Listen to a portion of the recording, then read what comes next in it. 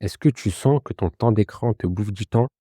T'aimerais lire davantage, faire du sport, lancer un projet, apprendre une nouvelle compétence, je sais pas, de la création de site web, du marketing ou même de la couture si tu veux, passer plus de temps avec ta famille, avancer dans ta foi. Pourtant, à la fin de la journée, on a souvent l'impression de ne pas avoir avancé. Alors on se dit, je manque de discipline, je procrastine trop, je devrais être plus motivé. Mais je pense qu'on se trompe de problème. Le vrai problème n'est pas qu'on manque de temps. Le vrai problème, c'est qu'on laisse partir des heures chaque jour sans vraiment s'en rendre compte. Et ce qui est dangereux, ce n'est pas seulement le temps perdu. C'est tout ce qu'on aurait pu construire avec ce temps. Parce qu'une heure à passer à scroller est une heure qui ne pourra jamais être investie ailleurs. Et c'est cette idée qui peut complètement changer ta façon de voir les choses. Je n'ai plus cherché à devenir plus discipliné. J'ai commencé à chercher comment construire un système. Un système qui rend les distractions moins attirantes et les bonnes décisions plus faciles. Et c'est ce système que je voudrais te présenter aujourd'hui. Pas comme une solution miracle, pas comme une solution miracle, mais comme une manière beaucoup plus logique d'aborder le problème. Premièrement, qu'est-ce que ça te coûte? Avant de vouloir changer, il faut comprendre ce que coûte réellement la situation actuelle. Parce que tant qu'un problème reste flou, on ne ressent pas l'urgence de le résoudre. Imagine que tu perds 3 heures par jour. Au début, ça ne paraît pas énorme. Puis tu fais le calcul. 3 heures par jour, 21 heures par semaine, près de 4 jours par mois et plus de 1000 heures par an. Tout d'un coup, ce ne sont plus que 3 heures. C'est une partie de ta vie. Et ces heures ne disparaissent pas. Elles sont simplement échangées contre autre chose.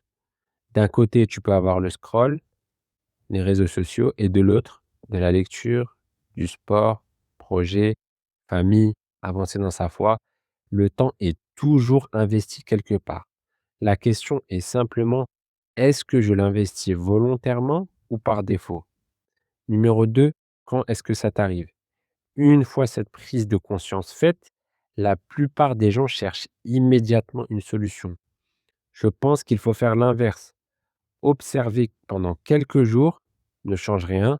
Observe simplement quand est-ce que tu prends ton téléphone, après quelle situation, à quel moment de la journée, combien de temps cela dure, sans te juger, comme si tu observais quelqu'un d'autre. Très vite, tu commenceras à avoir des schémas. Tu découvriras peut-être que tu te distrais toujours après une tâche difficile, ou lorsque tu rentres fatigué du travail, ou juste avant de dormir. L'objectif n'est pas encore de comprendre, seulement de voir ce qui se répète. Pourquoi est-ce que ça t'arrive? Une fois les schémas identifiés, une nouvelle question apparaît. Pourquoi? Pourquoi ce moment précis? Pourquoi cette distraction? C'est ici qu'on comprend que le téléphone, pardon, est souvent le dernier domino. Avant lui, il y a presque toujours autre chose. De la fatigue, de l'ennui, du stress, une tâche difficile, une émotion qu'on préfère éviter. Le téléphone n'est pas toujours le problème. Il est souvent la réponse. Et si tu enlèves uniquement le téléphone sans comprendre ce qui déclenche, ton cerveau trouvera souvent une autre distraction. Le support change, mais le mécanisme reste le même.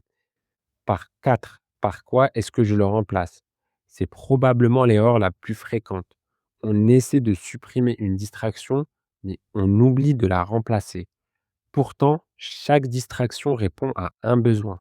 Le problème n'est pas donc seulement de l'enlever, le problème est de proposer une meilleure réponse. Et cette réponse dépend de ton niveau d'énergie. Quand tu es reposé, tu peux travailler profondément, lire, créer. Quand ton énergie est moyenne, une vidéo éducative, un podcast, quelques pages d'un livre. Quand tu es épuisé, peut-être qu'une marche est plus adaptée, ou simplement d'aller dormir tôt. L'objectif n'est pas d'être parfait. L'objectif est de toujours avoir une alternative plus utile que le scroll, pardon. 5. Comment rendre le bon choix facile? On parle souvent de volonté, je pense qu'on parle trop peu d'environnement. Imagine ton téléphone est posé devant toi, les notifications arrivent, les réseaux sociaux sont accessibles en un clic. Ton livre, par exemple, lui, il est rangé dans un placard. Ton bureau est en désordre, quel choix sera le plus facile? Bah, le scroll. Maintenant, inverse la situation. Le téléphone est loin, les notifications sont coupées, ton espace de travail est déjà prêt, le livre est ouvert sur ton bureau. Tu n'es pas devenu plus discipliné. Tu as simplement changé l'environnement dans lequel tes décisions sont prises. Le meilleur choix devrait être le plus facile et le mauvais choix devrait demander un effort. 6. Que faire quand je rechute? À ce stade, une erreur est de croire que tout ira parfaitement. Ce ne sera pas le cas. Tu rechuteras peut-être. Moi, toi, tout le monde. La question n'est donc pas est-ce que je vais rechuter? La question est combien de temps vais-je mettre avant de reprendre le contrôle? C'est pour ça qu'il est utile d'avoir un protocole de reset, quelque chose de simple, une marge, ranger son bureau, boire un verre d'eau, sortir quelques minutes, peu importe. L'objectif est de casser rapidement la spirale. Parce qu'une rechute de 10 minutes ou de 2 heures ou 3 heures n'a rien à voir avec une rechute qui dure toute une journée, toute une semaine ou tout le mois. Comment faire durer le changement? Il reste un dernier élément et je pense que c'est celui dont on parle le moins. Changer seul est difficile. Pas parce qu'on est faible, mais parce qu'il est difficile de se raconter des histoires à soi-même, pardon. Je commencerai demain. Aujourd'hui, ce n'est pas grave. Juste 5 minutes.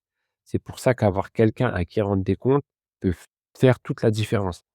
Pas quelqu'un qui te juge, pas quelqu'un qui te force, quelqu'un qui te rappelle régulièrement la personne que tu essaies de devenir. Au début, on emprunte un peu de discipline à quelqu'un d'autre, puis avec le temps, cette discipline devient la nôtre. Au final, au fond, cette vidéo ne parle pas de téléphone. Elle ne parle même pas de productivité. Elle parle de quelque chose de plus précieux, ton attention. Parce que là où va ton attention, va ton temps. Et là où va ton temps, se construit progressivement ta vie. Tu ne contrôles peut-être pas tout, mais tu peux construire un système qui rend les bonnes décisions un peu plus faciles chaque jour. Et parfois, c'est largement suffisant pour changer une trajectoire.